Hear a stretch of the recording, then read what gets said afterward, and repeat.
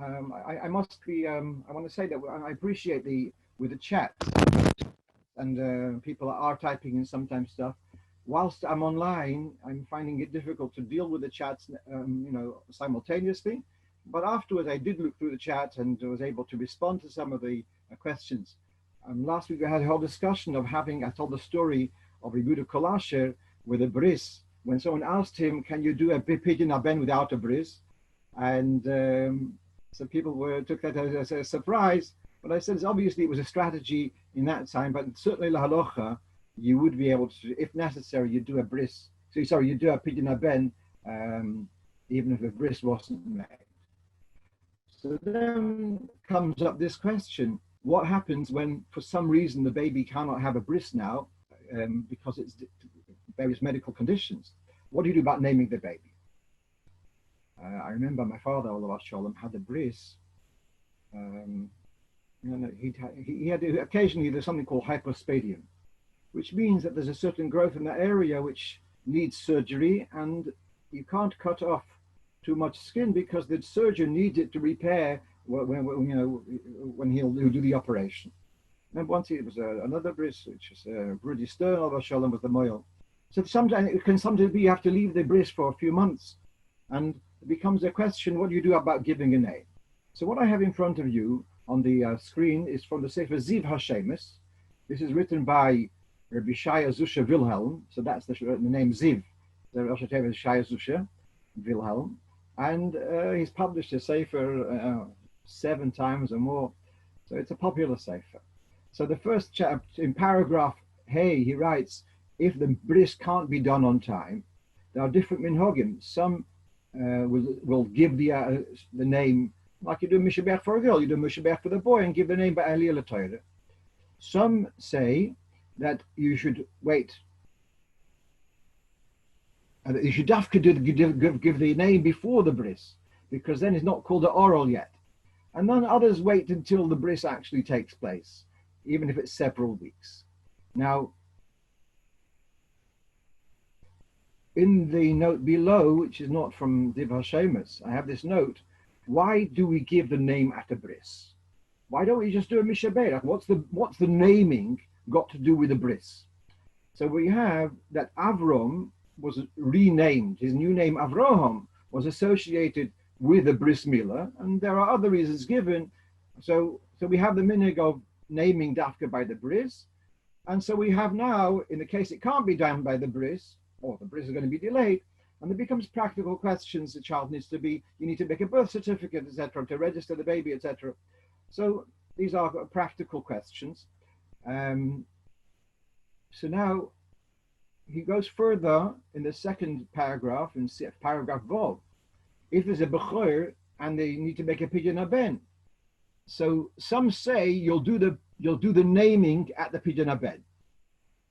Not everyone agrees with that, as you see in note 8. So that's another situation. Then we have here the third paragraph Zayin, which is really what we're discussing. But here the question is, you want to write a pidyon to a rebbe. You want to ask for a bracha. You want to daven for the child. When you daven for someone, you mention the name and the mother's name. So what do you do with this child? You want to daven. If the bris is delayed, obviously there's some condition you want to daven for.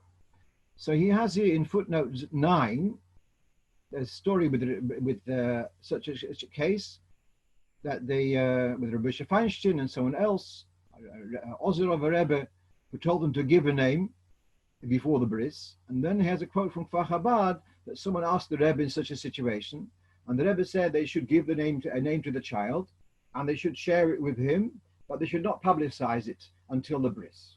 So where practical, sometimes I know there's been cases that bris has had to be delayed even for a year or something. But if it's just for a few weeks, hopefully, so then I understand from this answer of the Rebbe, we would try to we'll give a name, keep it private, and only by being mefarsim the name at the bris. Okay, let's go on to the next point on our list. Someone asked me, it was a couple of weeks ago, he asked me, I don't know if this was a Maisa B'Poil or it was more of a Lomdische question. If the bris is delayed because of jaundice, we learned in Gemara Shabbos recently, The jaundice means, the yellowness means that the blood hasn't kind of been absorbed in the circulation or in the system. Now, we know that there's always people try to make the bris bismanoi. That's wonderful. But how is it correct to do shtick to make the bris bismanoi? That's another question. Here the question was even further. The deadline, so to speak, of Yom Hashmini, the 8 days passed already. There is a way of putting the child in an incubator with some kind of light, which will serve to knock down the jaundice. Is there a point in doing so because you missed the day of the bris in any case? Let's rephrase the question. Is there an urgency to do a bris on time or as early as possible when the bris is not going to be on the 8th day in any case? Sometimes it can be because you want to have the Zayda to come from another country. And sometimes people ask this question, it's not going to be Bismani in any case. Can we allow a delay of a couple more days just for some other considerations? So let's deal with that first. A bris is a mitzvah min haTorah. It's a very important mitzvah. To neglect the mitzvah as a chi of chorus, it's a very serious mitzvah to be done ASAP. And therefore, it should be done without delay wherever possible. On the other hand, I'm so pleased I communicated these questions in advance because I got a voice message from Rabbi Yossi Simon, who's an excellent moil. His experience or his knowledge, which is picked up obviously as a moil, is sometimes these putting under this blue light or something can actually be detrimental medically, and therefore be very careful before you go for this method because it could have repercussions. I want to just throw in, and because I'm not a moil, and this should be asked by a doctor, your APA did, but perhaps I've mentioned before that my Shver Allah Shalom, Rabbi Sudak, was in Yechidus, and it was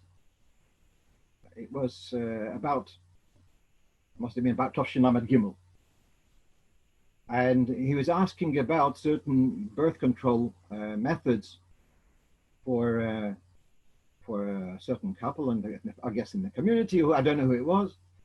And the Rebbe responded to him. Actually, Levi was in the Yechidus, and Meshver, Levi Tzulangiyo. Meshver told his son that it could be he'll have to go out of the room. But the Rebbe kind of spoke about this while Levi was there. And the Rebbe said about using medication. And the Rebbe, I heard it from the Shver several times. Sever dam oboso kibsoroi, und wer weiß, was kann sein die Tetzos von dem, a viele über 20 Jahre lang. Talking about certain medications which are used, that it becomes, it's not like the other methods, which are more, barriers, etc., which are more, they're not so intrusive. Whereas these drugs, these pills, they get into the, whatever the word is, into the system, to the software, and they are very intrusive. And the Rebbe says it becomes damabosa kipsore, and who knows what could be the consequences of this kind of thing, even 20 years later. So thank you, Rabbi Yossi, for sharing with us this concern that using some of these methods may have other repercussions, and use them, with care or with medical advice only.